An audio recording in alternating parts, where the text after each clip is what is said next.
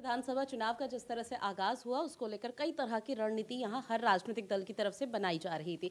इस बीच चुनाव के फिलहाल 2 चरण हो चुके हैं, बाकी शेष चरणों का मतदान अब यहां पर होने जा रहा है, जिसको लेकर कई तरह के मुद्दों को उठाया जा रहा है, चाहे किसान हो या महिला हो, हर वर्ग को हर राजनीतिक दल साधने की कोशिश कर रहा है। इन्हीं सब तमाम मुद्दों को लेकर हम चर्चा करेंगे। हमारे साथ राज्य मंत्री कैप्टन विकास गुप्ता जी मौजूद है। सर, सबसे पहले तो आपका नेटवर्क 10 में बहुत स्वागत है।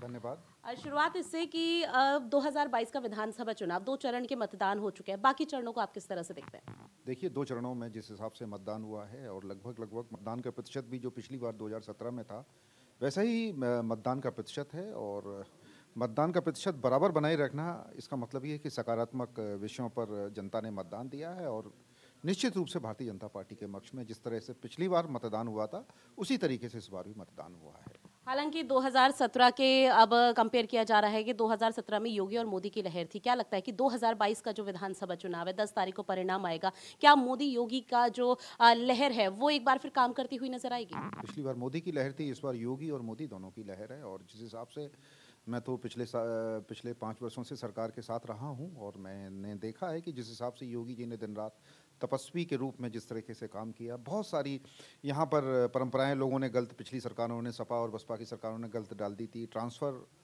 उद्योग बना हुआ था एक तरीके से, उसको पूरी तरीके से रोक लगाया। शिक्षा के क्षेत्र में माफिया थे, उसको रोक लगाया। जिस तरीके से ठेकेदारी में लोग अपने आप को कब्जा कर लिया करते थे, कुछ ही लोग, कुछ ही कंपनियां उसमें कब्जा किया करते थे, उसको बड़ी पारदर्शिता से योगी सरकार ने काम किया। रिक्रूटमेंट के क्षेत्र में आपको पता होगा कि जिससे पहले जब भी जितने भी भर्ती बोर्ड हैं उसमें कहीं ना कहीं भ्रष्टाचार रहा है। ये यूपीपीएससी यानी कि Uttar Pradesh public service commission की भर्तियों में भी भ्रष्टाचार रहा है। लेकिन अब की बार जितनी भी भर्तियां, सरकारी भर्तियां हुई हैं, उस पर किसी भी एक भर्ती पर कोई भी प्रश्न चिन्ह नहीं लगा सकता। इसी तरीके से महिलाओं का विकास हो, चाहे बच्चों का विकास हो, चाहे वो शिक्षा का क्षेत्र हो, चाहे वो किसानों का हो, सभी क्षेत्रों में भ्रष्टाचार रहित सरकार योगी की सरकार उत्तर प्रदेश में रही है। हालांकि सर, उत्तर प्रदेश का अगर जिक्र किया जाए तो सीधी कांटे की टक्कर बीजेपी की समाजवादी पार्टी से देखी जा रही है। इस तरह का आकलन और समीकरण बनता बिगड़ता हुआ नजर आ रहा है। लेकिन इस बीच अगर बात बीजेपी की जाए तो बीजेपी अपने आप को कितनी मजबूत देख पा रही है? देखिए, पिछली बार जब हम 2017 में जब हम लोग चुनाव में गए थे, तो उससे पहले यहाँ पर सपा की सरकार थी। लोगों ने बीजेपी का, भारतीय जनता पार्टी की सरकार का कार्यकाल नहीं देखा था। पिछले 5 वर्षों में जिस तरीके से दिन रात मेहनत करके योगी जी ने काम किया है, कोरोना में भी आपने देखा है कि जिस तरीके से इतनी बड़ी वैश्विक महामारी थी, और उस वैश्विक महामारी को एक योद्धा के रूप में योगी जी ने यहाँ पर उत्तर प्रदेश में काम किया। और ना सिर्फ हमने उस पर काबू पाया, बल्कि जितना वैक्सीनेशन हुआ है, जितना उत्तर प्रदेश में हुआ, उतना वैक्सीनेशन कहीं भी नहीं हुआ है। उस हिसाब से मुझे देखते हुए मुझे लगता है कि इन सब काम को देखते हुए कर्मयोगी के रूप में, जैसा प्रधानमंत्री जी हमारे कहते हैं कि योगी है उपयोगी, वास्तव में ये कर्मयोगी हैं। और जनता देख रही है, और खासकर महिलाएं, लॉ एंड ऑर्डर के क्षेत्र में जिस तरीके से उत्तर प्रदेश सरकार ने काम किया है। आप तो नोएडा में आपका चैनल है, आप नोएडा में आपका कार्यालय, आपने देखा कि वहाँ पर जिस तरीके से वहाँ पर कमिश्नरेट सिस्टम को स्थापित किया गया है, जहाँ पहले एक ही आईपीएस या 2 आईपीएस ऑफिसर एक जिले में हुआ करते थे, आज वहाँ 12-12, 13-13 आईपीएस ऑफिसर हैं।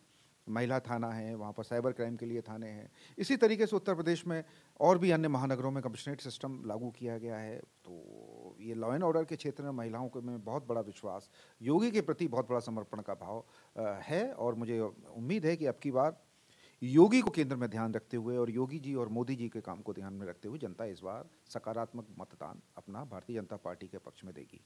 बिल्कुल सर, आप हमारे साथ जुड़े उसके लिए शुक्रिया। तो 2022 का जो चुनाव है वो वाकई में काफ़ी महत्वपूर्ण है। इसमें 2 चरण के मतदान तो हो चुके हैं, लेकिन हर वर्ग को साधने के लिए हर राजनीतिक दल जो अपनी कवायद है वो करता हुआ नजर आ रहा है। अब ऐसे में 2022 में किसकी सेज सजती हुई नजर आएगी और क्या रण रहेगा या किस तरह की रणनीति अब आगे बनेगी, वो देखना काफ़ी दिलचस्प होगा।